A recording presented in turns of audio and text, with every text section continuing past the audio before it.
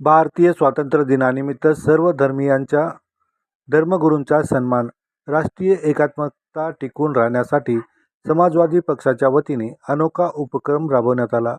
नांदेड जिल्ह्यातील सर्व धर्मीयांच्या धर्मगुरूंचा सन्मान सत्कार सोहळा समाजवादी पक्षाच्या वतीने करण्यात आला. शासकीय विश्रामगृह येथे सर्व धर्मगुरूंना आमंत्रित करून त्यांचा सन्मान सत्कार करण्यात आला. नांदेडच्या शासकीय विश्रामगृह येथे हा सन्मान सोहळा पार पडला. यावेळी नांदेड जिल्ह्यातील सर्व धर्मगुरू सहभागी झाले होते. देशात राष्ट्रीय एकात्मता आणि शांतता राहिली पाहिजे. देश प्रगतीच्या दिशेने वाटचाल करावी अशी भावना समाजवादी पक्षाचे जिल्हाध्यक्ष जावेद खान यांनी व्यक्त केली.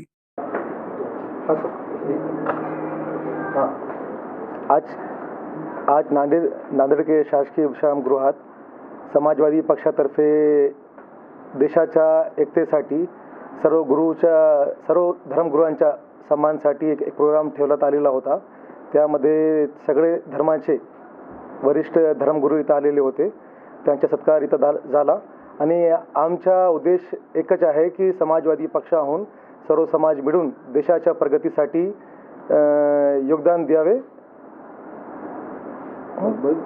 विद्यार्थ्यांना आम्ही धर्मगुरू यांच्या चर्चा करून नांदेड जिल्ह्यामध्ये लवकरच आमच्या पक्षातर्फे एक फ्री ॲम्ब्युलन्स, एक नांदेड शहरामध्ये स्कूल आणि कल 15 ऑगस्ट रोजी गोरगरीब विद्यार्थ्यांना बॅग आणि नोटबुक वाटप करणार.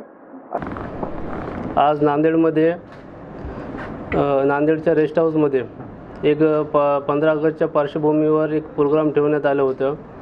त्या प्रोग्रामचा मागचा हेतू आहे की त्या प्रोग्राममध्ये सर्व धर्माचे धर्मगुरू यांना इन्व्हाइट करण्यात आलं होतं आणि त्यांच्यासोबत पोलीस डिपार्टमेंटचे अधिकारी पण वरिष्ठ अधिकारी यांचा सत्कार समारंभाचा कार्यक्रम होता. आपल्या नांदेड जिल्ह्याचे SP अविनाश कुमार सर यांची नवनिर्वाचित SP निवड झाल्याबद्दल त्यांचं आमच्यातर्फे आणि आमच्या पार्टीतर्फे त्यांचा सत्कार ठेवण्यात आलं आणि हे सर्व धर्मगुरूंना एकत्रित करून या प्रोग्रामच्या माध्यमातून एक समाजामध्ये एक मॅसेज देणार होतं. त्या मॅसेजमध्ये की नांदेड जिल्ह्यामधून धार्मिक एकता आणि त्या प्रत्येक धर्मातले धर्मगुरू इथे आले होते. त्या धर्मगुरू आपल्या भाषणामधून एक मॅसेज दिले त्यांनी आणि या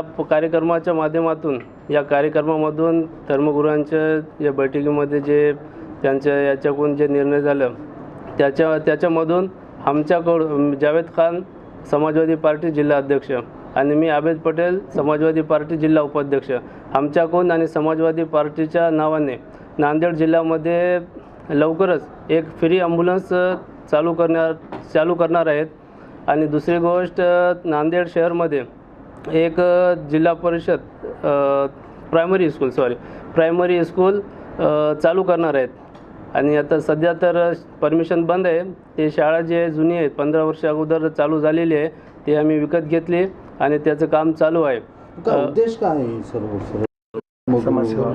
हे सगळं चालू करण्याचा याचा उद्देश आहे की आमच्याकडून जे समाजसेवा करणं याचा उद्देश आहे की गोरगरीब जनतेचा गरीब लोकांचा याच्यामधून फायदा व्हावा.